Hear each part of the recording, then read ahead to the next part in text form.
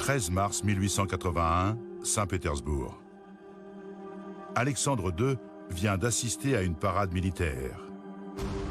Il rentre du manège dans un carrosse à l'épreuve des balles, offert par Napoléon III. Voiture qui s'est révélée nécessaire car le tsar a échappé à de nombreuses tentatives d'assassinat durant son règne. Bien des gens voulaient se débarrasser du tsar et de son gouvernement. Et le 19e siècle a vu deux inventions. Le revolver et la dynamite, très répandus en Russie. Des anarchistes plutôt amateurs ont pu alors se réunir et organiser son assassinat. C'était une campagne terroriste soutenue. Les attentats contre le tsar, contre son carrosse, ne se comptaient plus. Un menuisier qui travaillait au palais d'hiver depuis plusieurs mois avait réussi à poser une bombe. Alexandre II y a échappé de justesse, mais 11 personnes ont été tuées et 56 blessées. Il n'était pas dans la pièce au moment T et l'explosion ne l'a pas touché.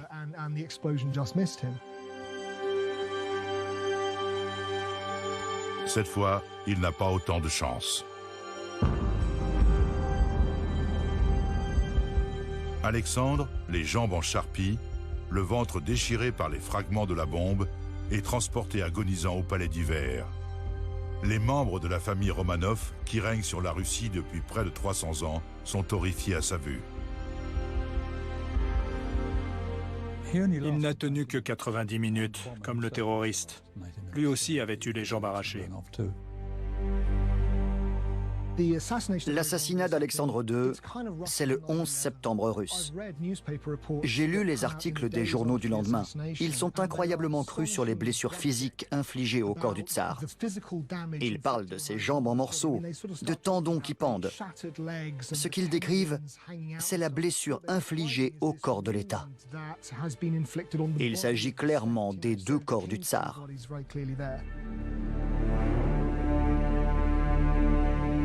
L'organisation responsable de l'attentat s'appelle Narodnaya Volia, volonté du peuple.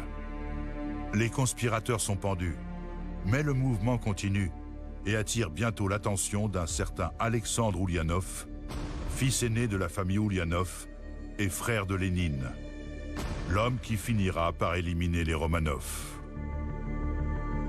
Mais en 1881, les espoirs de volonté du peuple ne se réalisent pas. Une grande révolution n'éclate pas à la suite de la mort du tsar Alexandre II. Son fils, Alexandre III, lui succède. En voyant son père mourant, celui-ci jure qu'il ne subira pas le même sort. Malgré la violence des troubles, il maintiendra le régime autocratique de la Russie.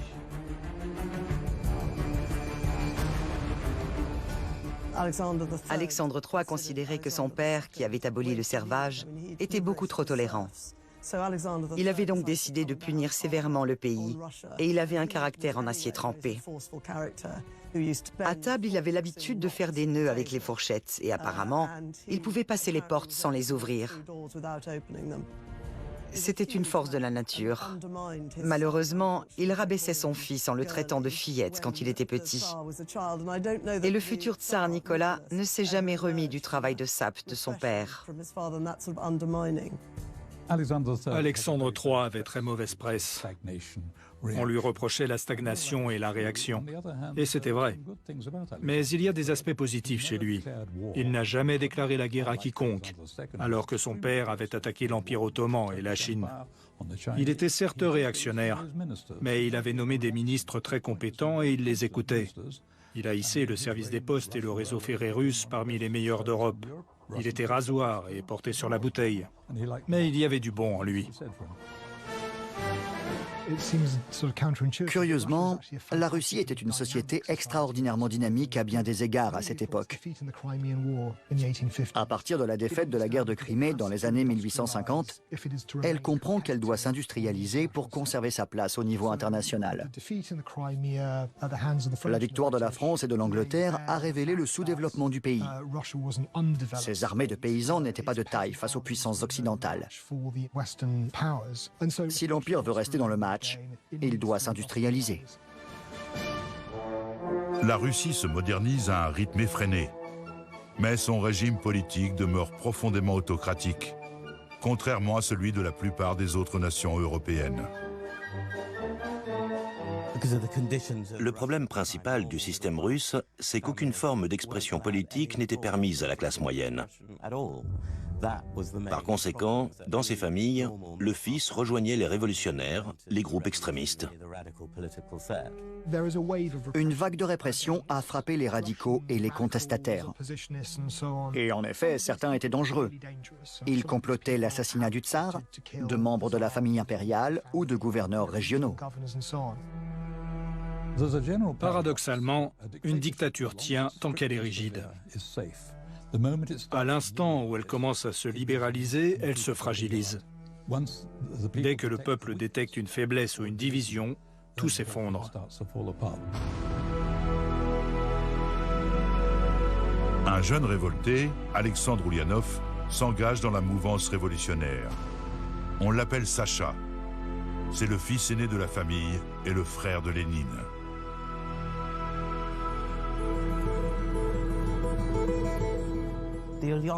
Les Oulianov n'étaient pas des bourgeois typiques. Il existait en Russie une toute petite caste de fonctionnaires, et le père était inspecteur des écoles. Il avait atteint une position si élevée qu'il avait été anobli, un honneur réservé à une infime proportion de roturiers. Mais il n'était pas très riche. Comme Lénine, son frère aîné était d'une intelligence brillante. Il était couvert de médailles académiques. Il avait rejoint un groupe d'étudiants qui avait décidé de fabriquer une bombe pour tuer Alexandre III.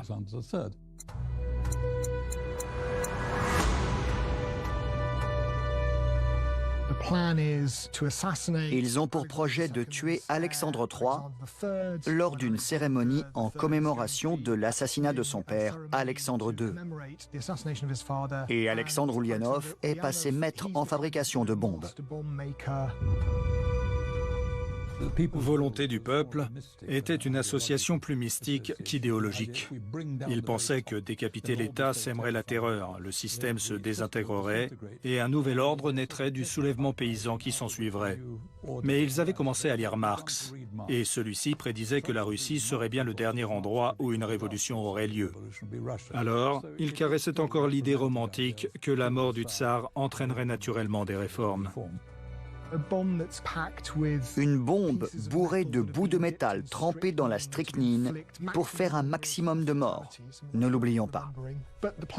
Mais l'Okhrana a été informé du projet d'assassinat et les terroristes ont tous été arrêtés en l'espace de quelques jours. Bien sûr, ils ont été condamnés à mort.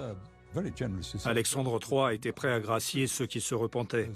Mais fidèle à ses principes, Sacha a refusé de demander sa grâce en dépit des supplications de sa mère. On pense que sa pendaison a été un catalyseur pour Lénine. Ces choses-là sont souvent personnelles, pas politiques. Quand son frère a été arrêté, sa mère s'est précipitée en ville. Vladimir, le futur Lénine, a essayé d'organiser son transport jusqu'à la gare. Il a fait le tour des beaux quartiers de Simbirsk pour lui trouver un accompagnateur, mais tout le monde a refusé. Du jour au lendemain, sa vision des bourgeois libéraux et de la classe moyenne a changé. Il s'est mis à les vilipender.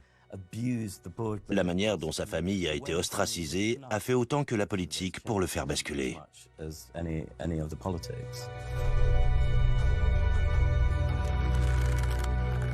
Sacha Oulianov est pendu le 20 mai 1887.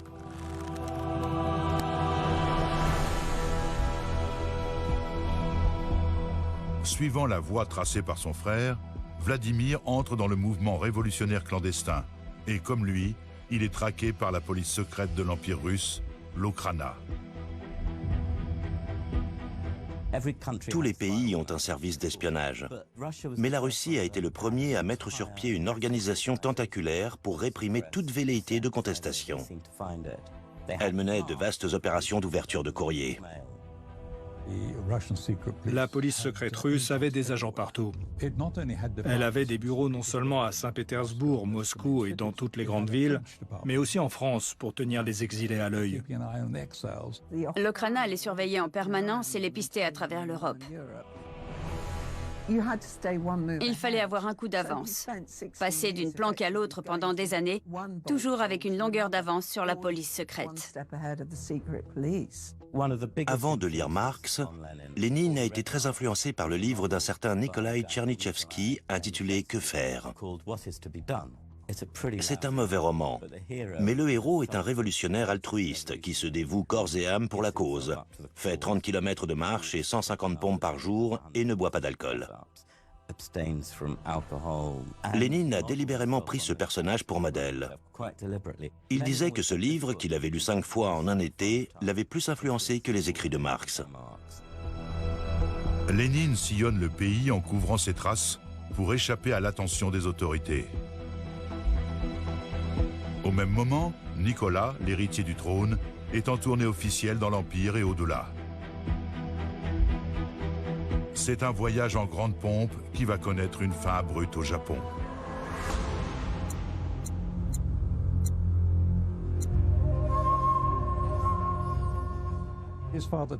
Son père pensait que ça ne lui ferait pas de mal d'assumer des responsabilités. Et il lui avait confié le chantier du Transsibérien. Il a donc traversé la Sibérie jusqu'à Vladivostok, puis a été envoyé au Japon, où sa mission s'est terminée en catastrophe quand un policier japonais l'a attaqué.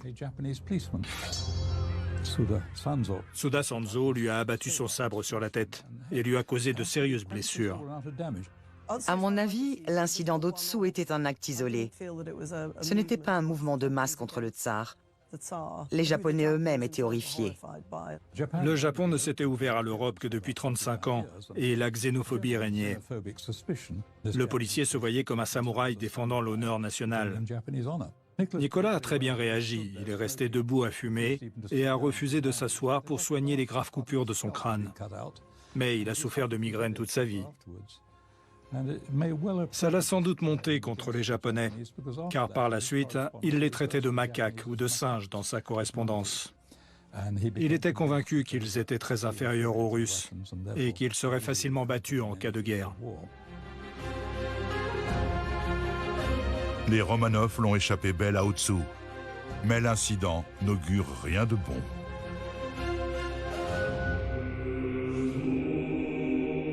Quelques années plus tard, Alexandre III tombe brusquement malade. Sa disparition prématurée, à l'âge de 49 ans, laisse le trône à un Nicolas nullement prêt à endosser son nouveau rôle.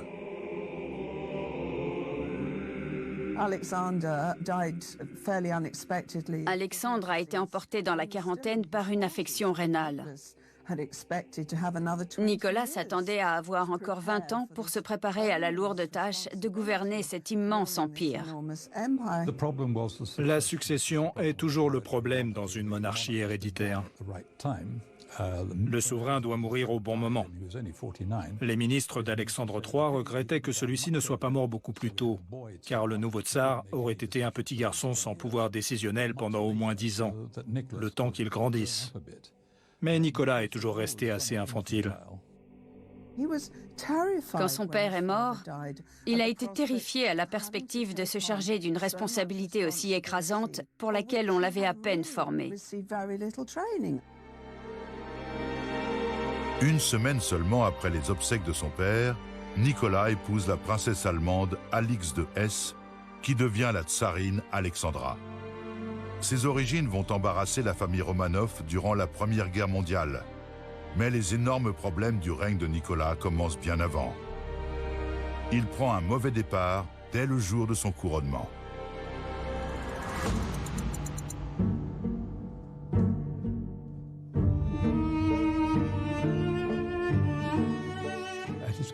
Le sacre a eu lieu à Moscou en 1896. Le gouvernement avait organisé la distribution de gobelets commémoratifs et de friandises au champ de Kodinka à l'ouest de la ville. Les barrières étaient mal placées. La foule s'est ruée pour recevoir les cadeaux et il y a eu une terrible bousculade. 1500 personnes ont trouvé la mort. Ça a été une horrible tragédie. Ce soir-là, il y avait une réception à l'ambassade de France. Nicolas ne voulait pas y aller, mais on l'a persuadé de s'y rendre. Le peuple lui a toujours reproché son insensibilité. Il se reposait sur l'expérience de ses ministres. Mais fondamentalement, c'est sa femme qui a dicté ses actes dès le premier jour de son règne. Le concept d'autocratie et de droit divin était fermement ancré en elle. Si Nicolas se débat dans son nouveau rôle de tsar, l'homme qui finira par le remplacer à la tête de la Russie se trouve dans une situation bien plus précaire. Lénine a été arrêté et accusé de sédition. En 1897, il est condamné à 3 ans d'exil en Sibérie, une expérience souvent bien moins éprouvante qu'on pourrait le croire. Il a été envoyé dans une ville agréable près de Yenisseïsk. Sa femme et sa belle-mère étaient avec lui. Il touchait une allocation mensuelle qui lui permettait d'entretenir une vache. Et il avait une servante de 12 ans qu'il payait 1 rouble par mois et qui dormait dans un réduit sous l'escalier. Autant pour l'égalitarisme bolchevique. Il écrit à sa mère qu'il patine et qu'il chasse, et il entretient une correspondance phénoménale avec les membres d'un réseau de conspirateurs révolutionnaires qui s'étend sur tout l'Empire russe et en Europe. Ils étaient assez bien logés là-bas. En Russie, on n'évitait pas les prisonniers, on discutait amicalement avec des meurtriers. À Pâques, les gens se rendaient à la prison comme on va au zoo pour nourrir les animaux. La vie n'était pas pénible. L'exil de Lénine prend fin en 1900. Il va bientôt entamer ses voyages en Europe de l'Ouest, où il va rencontrer d'autres marxistes et dissidents qui projettent la chute de la monarchie russe. Mais pour l'instant, ces agitateurs semblent bien insignifiants. Le tsar a des préoccupations plus pressantes. L'Empire est pris entre 2 puissances militaires montantes. À l'ouest, le Kaiser Guillaume, qui a unifié l'Allemagne en 1871. À l'est, l'empereur Meiji, qui a restauré le pouvoir impérial en 1868 et industrialisé le Japon. La guerre russo-japonaise éclate en 1904.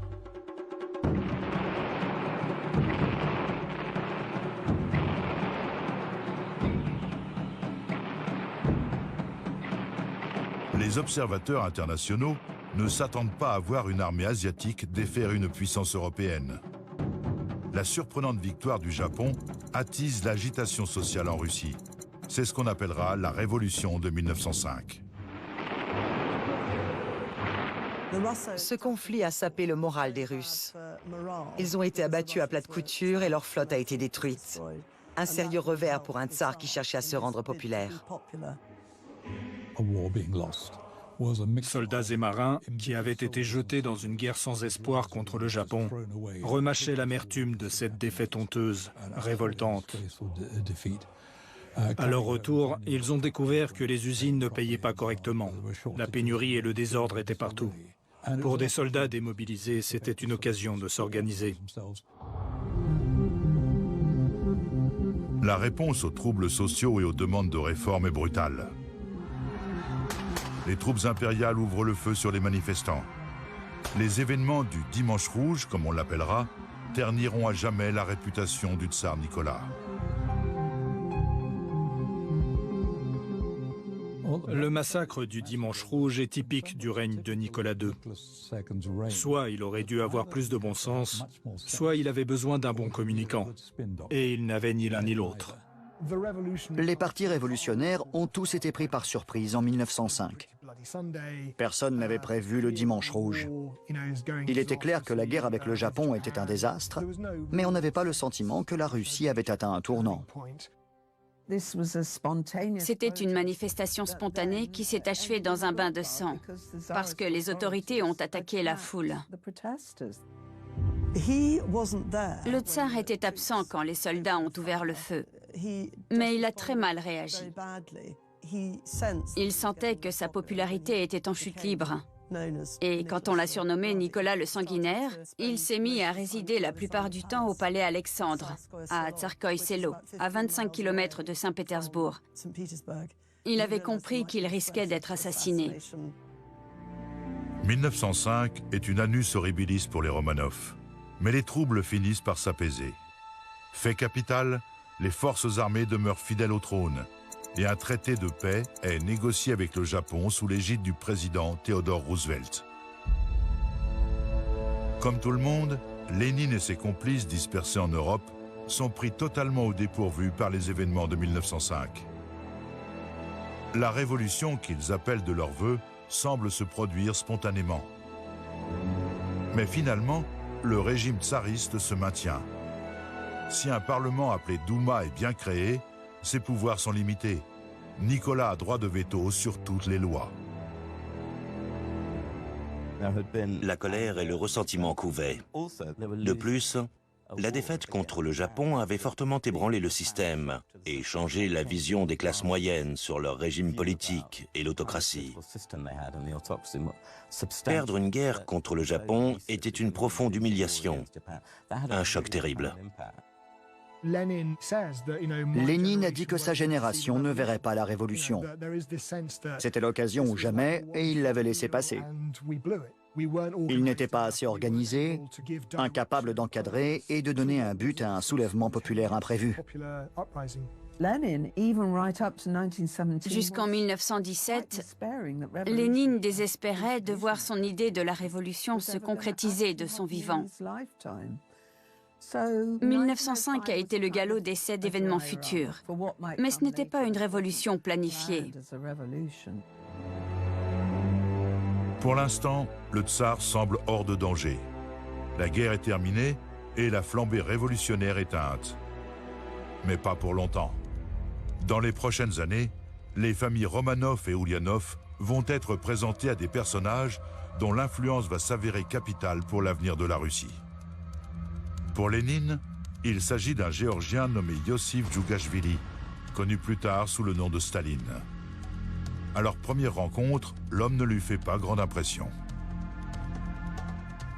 Lénine était déjà le chef de la faction bolchevique, son dirigeant. Staline n'était rien. Au début, Lénine l'a à peine remarqué.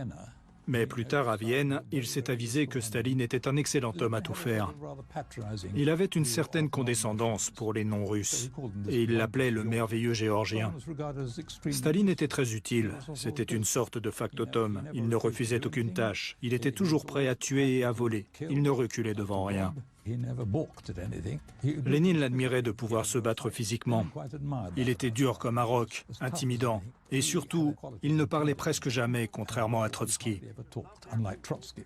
C'est pour cela que Staline et Trotsky ne se sont jamais entendus. Le secret de Staline était de paraître beaucoup moins instruit, beaucoup moins intelligent qu'il ne l'était. Il comprenait de nombreuses langues. Il était très fin psychologue. Il ne cherchait pas à travailler avec les meilleurs qui auraient pu lui faire de l'ombre. Il choisissait toujours des gens ordinaires. Il s'était entouré d'alliés et il savait se rendre indispensable.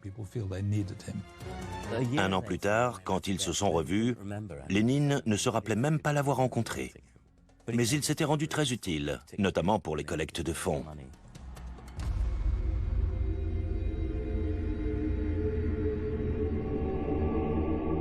De leur côté, les Romanov vont entrer en contact avec un personnage mystérieux, venu des confins de l'Empire, Raspoutine.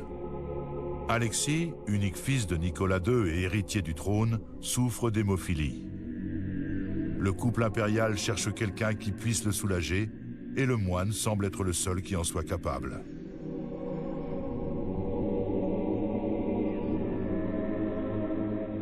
Il les a rencontrés à un thé donné par les fameuses sœurs noires, les princesses monténégrines Militsa et Anastasia, au palais de Militsa. Plusieurs mois plus tard, Alexis s'est fait un énorme hématome en tombant. Ils ont demandé à Raspoutine d'essayer de le soigner, et il a réussi. Reste à savoir comment il l'a soigné, si même il l'a fait. Ou s'il a juste calmé la tsarine parce qu'elle croyait qu'il était un homme de Dieu. C'était le début de l'usage de l'aspirine comme antidouleur. Mais Raspoutine était contre les médicaments et a recommandé de ne pas lui en donner, alors que ça aurait pu le soulager.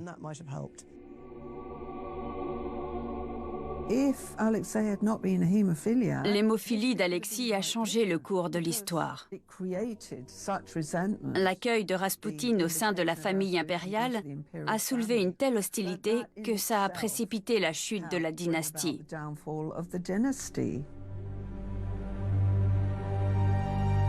La présence de Raspoutine provoque le scandale en Russie.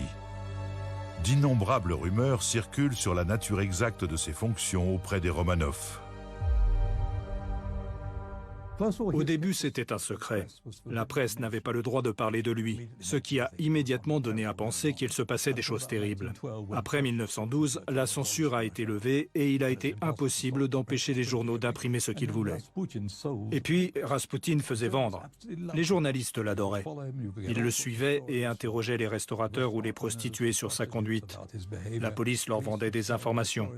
Il est devenu une sorte de phénomène médiatique. En 1911, un vieil ami a divulgué des lettres de la tsarine à Raspoutine, contenant des mots très passionnés. Des choses comme « Je vous embrasse tendrement ». L'influence de Raspoutine met en pièces la réputation des Romanov. Mais en 1913, l'occasion se présente de réparer une partie des dégâts. L'année marque les 300 ans de la dynastie et de grandes célébrations sont prévues. On espère qu'elles vont remonter le moral de la population. Malheureusement, un attentat, encore un, va bouleverser ces beaux projets.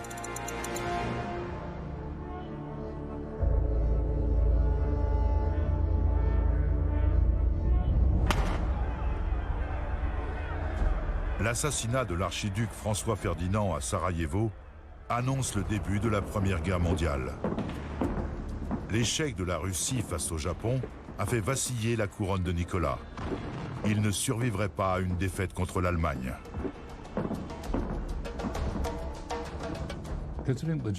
Les Allemands affrontaient déjà les Britanniques et les Français, renforcés par leurs immenses colonies des Indes ou d'Algérie.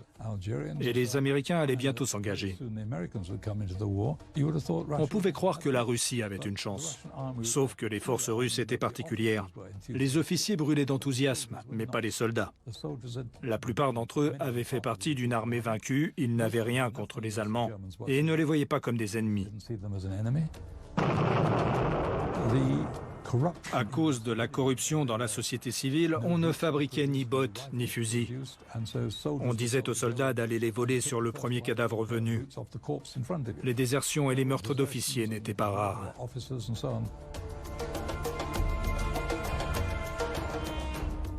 De l'avis général, la décision du tsar de prendre la tête des armées et de destituer le grand-duc Nicolas a été un désastre.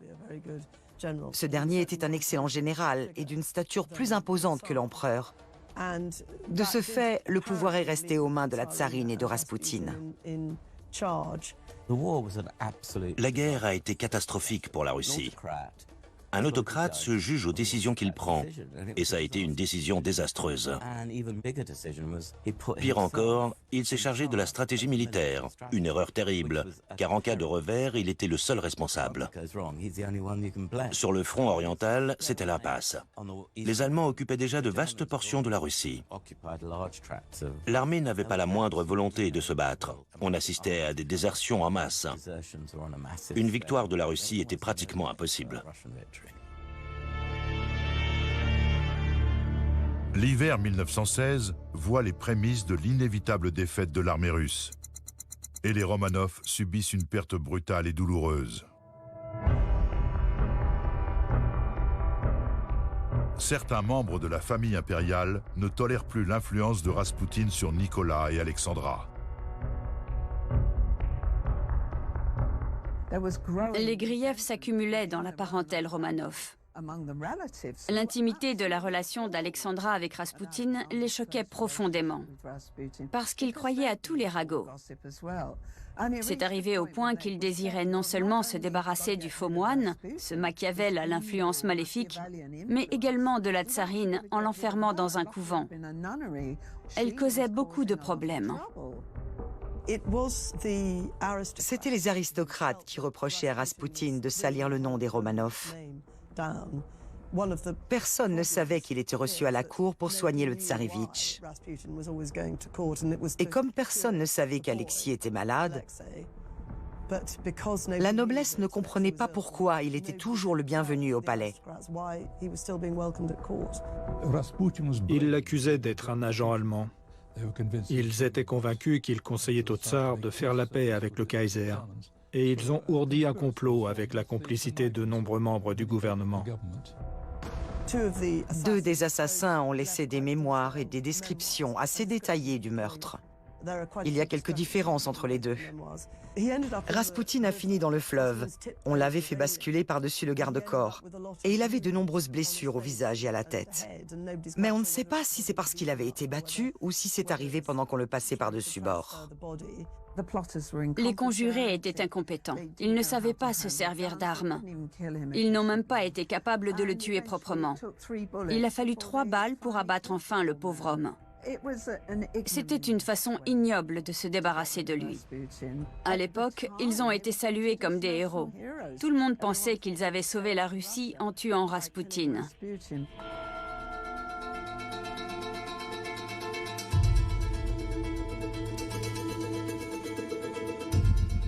Les jours de Rasputin à la cour connaissent une fin abrupte. Et bientôt, les Romanov eux-mêmes vont être éliminés dans des circonstances aussi sanglantes. Comme en 1905, durant la désastreuse guerre russo-japonaise, la société civile entre en ébullition. La ville historique de Saint-Pétersbourg vit le début de la Révolution de février. En 1914, elle a été rebaptisée Pétrograd, littéralement la ville de pierre, car Saint-Pétersbourg faisait trop allemand en temps de guerre. Mais ce nouveau nom n'empêche pas la fureur révolutionnaire de se déchaîner. Elle prend une telle ampleur que Nicolas II est contraint de renoncer au trône.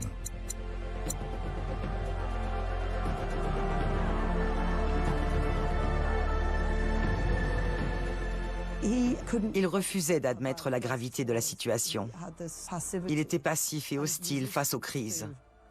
On a dû le pousser à abdiquer et il a fini par accepter. Mais la tsarine a toujours pensé qu'elle aurait pu l'en dissuader si elle avait été présente. Il pensait sincèrement avoir fait un geste grandiose pour sauver la Russie. Il l'a vraiment fait par amour pour son pays.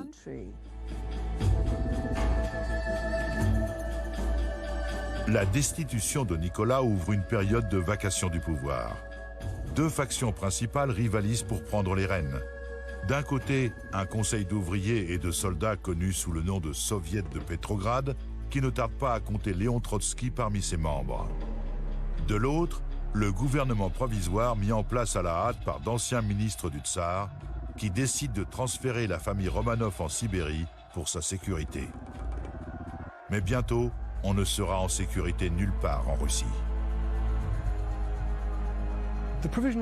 Le gouvernement provisoire exprime l'aspiration à une Russie progressiste où l'on confère l'égalité des droits à une communauté de citoyens, mais dont le régime libéral est fondé sur un gouvernement représentatif. Les soviets reflètent une toute autre Russie. Le gouvernement provisoire a tenté sans grand enthousiasme de poursuivre la guerre. Mais comme il n'arrivait pas à se décider, l'économie n'est pas repartie, le pain manquait dans les foyers et le mécontentement montait. Lénine était à Zurich à l'époque. Quelqu'un est entré dans sa chambre, chez sa logeuse, et lui a demandé s'il avait entendu parler de la Révolution. Au début, il n'y a pas cru. Puis il a voulu regagner la Russie le plus vite possible. Dès le début des hostilités, il était farouchement contre la guerre. Il disait « Mieux vaut que nous perdions. Mieux vaut que le Kaiser gagne plutôt que le tsarisme continue. » Il souhaitait la défaite de son propre pays.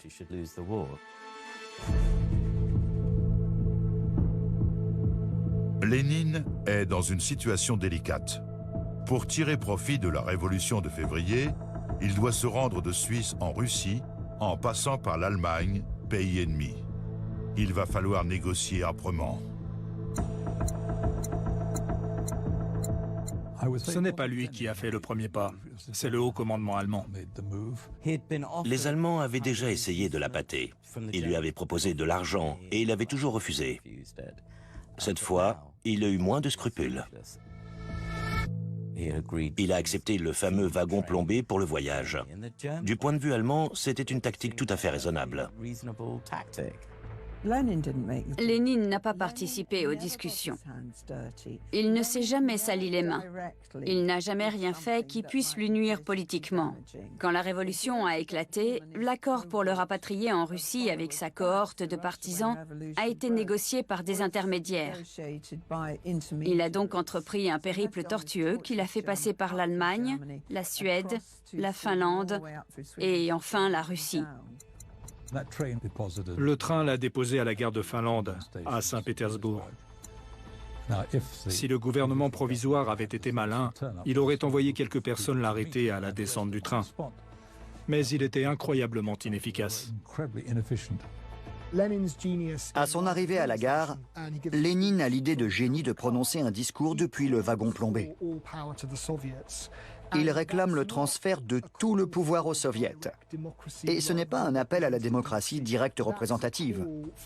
C'est l'expression d'une vision beaucoup plus violente et sectaire d'un avenir révolutionnaire dans lequel la hiérarchie sociale serait inversée. Du fait de la dualité des pouvoirs, le soviet et le gouvernement provisoire devaient être d'accord sur toutes les décisions, ce qui a conduit à la paralysie. La situation convenait parfaitement à Lénine. C'était un excellent stratège et un brillant propagandiste. Il adorait cet aspect de la révolution. Les bolcheviks sont presque allés trop loin.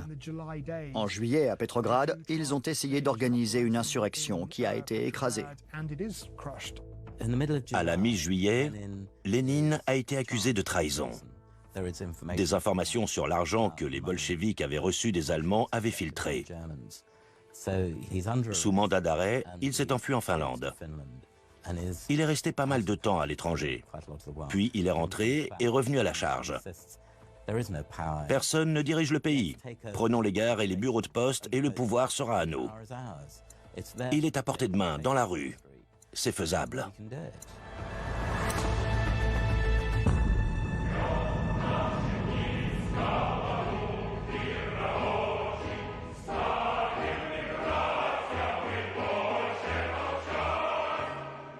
Lénine est convaincu de la profonde faiblesse du gouvernement provisoire, et il a raison. La révolution d'octobre a démarré, et la tentative de coup d'État des bolcheviks va déclencher une guerre civile qui ne prendra fin qu'en 1922. Sans Lénine, il n'y aurait pas eu de révolution bolchevique, ni de seconde révolution. Il harcelait les membres de son parti, qui étaient très réticents. Ils avaient peur d'être tués, que ça ne marche pas. Il ne s'est rien passé de particulier la semaine ou le mois précédant l'insurrection. Mais Lénine répétait « c'est l'occasion ou jamais ». Le régime de Lénine est un gouvernement né en guerre. Rappelons-nous qu'entre 1914 et 1921, le pays a été en état de guerre permanente. Début 1917, le parti bolchevique compte environ 20 000 membres. À la fin de la guerre civile, ils sont 1,3 million, et la plupart ont forgé leur expérience de la formation et de l'administration dans l'armée. Ils ont une psychologie de militaire.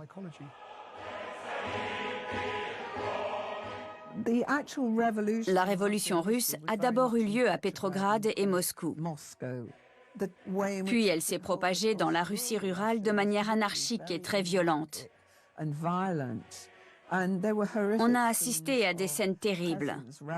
Les paysans saccageaient les propriétés, incendiaient les grandes demeures, massacraient les occupants, tuaient tout le bétail des propriétaires terriens. C'était vraiment féroce. La résistance a trop tardé parce que la plupart des soldats et des marins étaient si démoralisés qu'ils avaient rejoint les bolcheviks. Ils étaient ravis de faire le tour des hôpitaux pour abattre des ministres. Lénine a libéré le sentiment de haine généralisé à l'égard du gouvernement.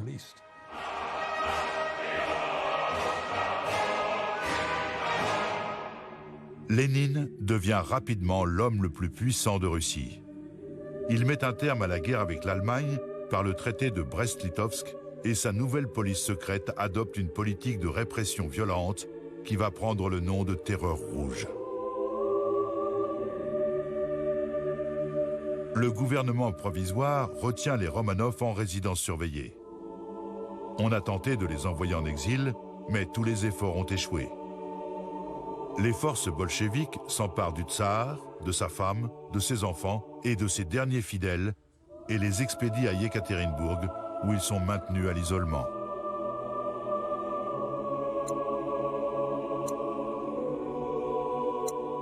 Vers minuit, le 17 juillet 1918, la famille est réveillée et escortée dans la cave de la maison.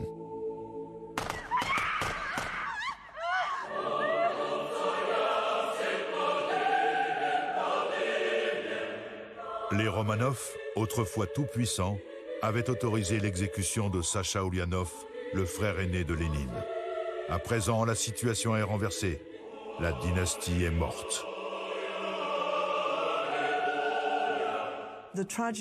La tragédie, c'est qu'il y avait 11 assassins pour 11 personnes à tuer. Mais au moment clé, les exécuteurs étaient complètement saouls. Et aucun ne voulait fusiller les enfants. Ils ont donc commencé par le tsar et la tsarine. Les derniers instants des enfants ont été horribles. Et ils le doivent indirectement à l'attitude de leurs parents. Qui aurait imaginé qu'on puisse assassiner ces enfants innocents? Tout le monde a été horrifié. Personne ne pouvait concevoir qu'on leur ait réservé un sort aussi cruel. Il n'y a aucune trace écrite, mais on sait très bien que ça n'aurait pas pu avoir lieu sans l'accord de Lénine. Personne n'aurait tué les Romanov sans son feu vert.